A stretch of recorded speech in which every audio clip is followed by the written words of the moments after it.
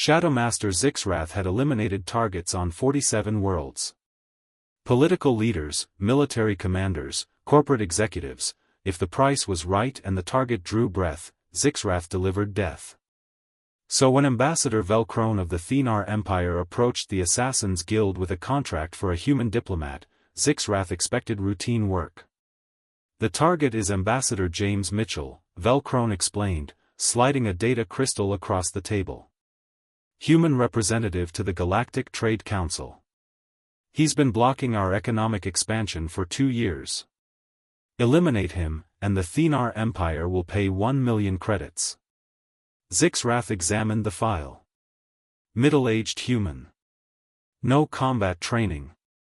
No security detail beyond standard diplomatic protocols. Easy mark. "I'll require half payment up front." "Contract rejected," came a voice from the shadows. Zixrath turned to see Grandmother Shrike, the guild's eldest assassin, emerge from the darkness. Her scales were pale with age, but her eyes held the weight of 3 centuries of kills. "Grandmother, with respect, this is my contract to accept or reject." "No," Shrike said flatly. "Guild Law 47, we do not accept contracts on humans. Ever." Velcrone's diplomatic composure cracked. "That's absurd. Name your price, 2 million, 5 million. "You misunderstand," Shrike interrupted. "This is not negotiation. This is survival protocol. The Assassins' Guild does not target humans because we learned, very expensively, what happens when you try." She activated a holographic display. "Observe. 43 years ago, the Ctheric Syndicate accepted a contract on a human merchant named David Park. Routine elimination. The assassin was Vel'Thuz the Silent, one of the finest killers in the galaxy." The display showed a grainy security feed of an ambush. The human walked through a spaceport corridor.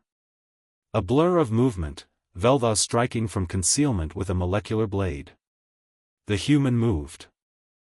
Not fast by assassin standards, but with terrifying efficiency. He twisted, caught Vel'Thuz's wrist, redirected the blade into a structural support beam, and in 3 brutal seconds, had the assassin pinned against a wall with his own weapon at his throat. Vel'Thuz surrendered, Shrike continued. "Smart choice." Then David Park did something no target in recorded history has done, he let Vel'Thuz go. With a message. The recording showed the human speaking calmly to the assassin, "Tell whoever hired you that I'm a merchant, not a warrior. If you want me dead, send warriors. But understand, I grew up in Detroit. I've survived worse than you on my way to buy groceries." Velcrone looked confused. "What's a Detroit?" "We still don't know," Shrike admitted. But after that incident, the Ctheric Syndicate sent 3 more assassins. All failed. The last one triggered a trap so elaborate, our analysts are still studying the recordings. David Park, a merchant with no combat training, captured 3 of the galaxy's deadliest killers using improvised weapons and what he called basic home security. She pulled up another file. Then the Syndicate made their fatal mistake, they hired a Valkyrie death squad to eliminate Park's family. 6 elite killers, military-grade weapons, full tactical support. The display showed a quiet suburban house on Earth. The death squad approached at night. What followed was 18 minutes of footage that the Assassins' Guild used as a training video titled, "Why We Don't Touch Humans." The death squad never made it inside the house. David Park, the peaceful merchant, emerged wearing casual clothes and carrying what the database identified as common household tools. A hammer. A kitchen knife. A can of spray paint and a lighter.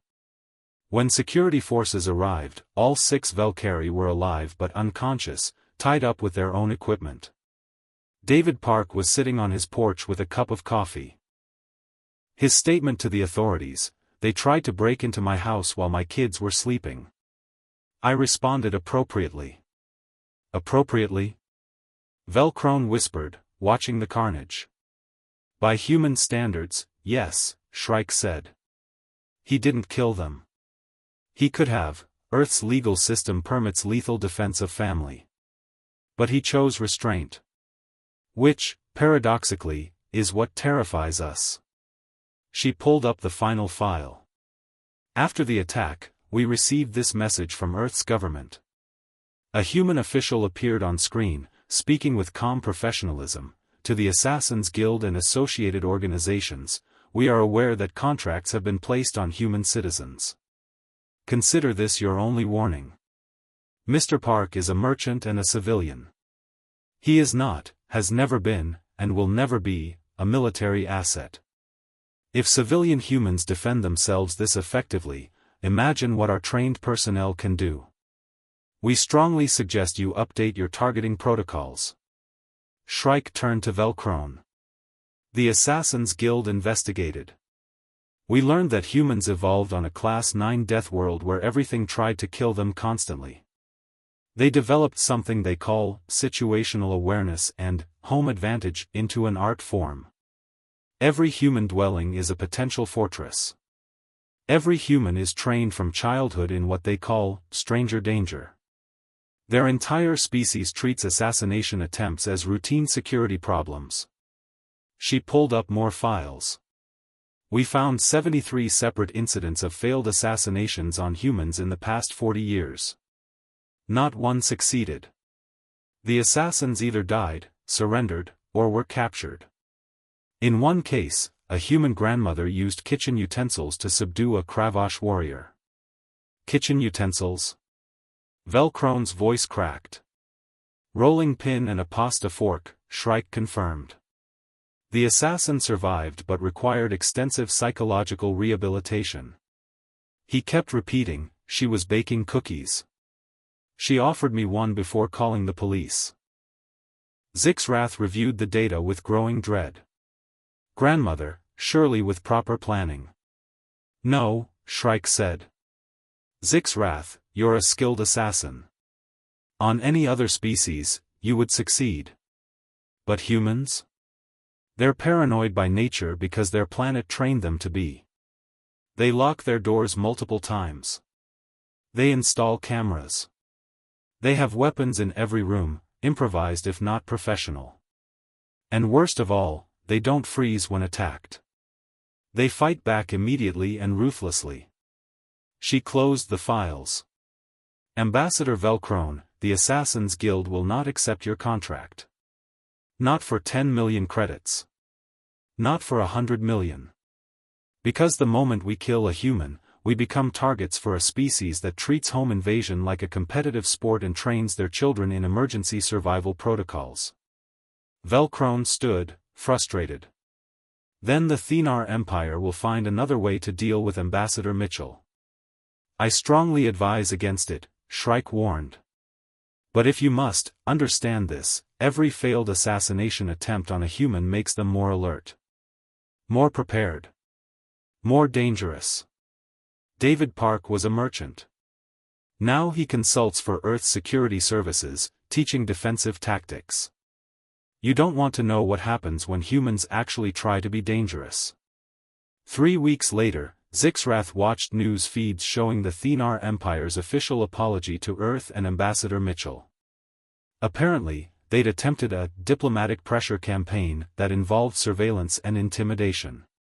Ambassador Mitchell had noticed the surveillance within 2 days, documented everything, and presented evidence to the Galactic Council that resulted in massive sanctions against the Thenar Empire. The human had defeated an empire-wide conspiracy using nothing but a camera phone and attention to detail. Grandmother Shrike appeared beside Zixrath. Did you watch? Yes, grandmother. Good. Remember this lesson, when humans say, I noticed something weird, it means they've been analyzing the situation for days and have already prepared countermeasures. Their paranoia is their superpower. Zixrath thought about David Park, the merchant who captured assassins with household items. About the grandmother with the rolling pin. About an entire species that treated mortal danger as an inconvenience. Grandmother, what would happen if humans actually trained as assassins? Shrike's scales paled. There's a reason we have Law 47, Zix's wrath. It's not to protect humans from us. It's to protect us from humans. We're predators who hunt from shadows. They're survivors who learn to see in the dark. She walked away, leaving Zix's wrath staring at the files. Somewhere on Earth, David Park was probably drinking coffee, completely unaware that his grocery store survival skills had permanently altered galactic assassination protocols. And somehow, that made it even more terrifying. Kindly like and subscribe channel. Thank you.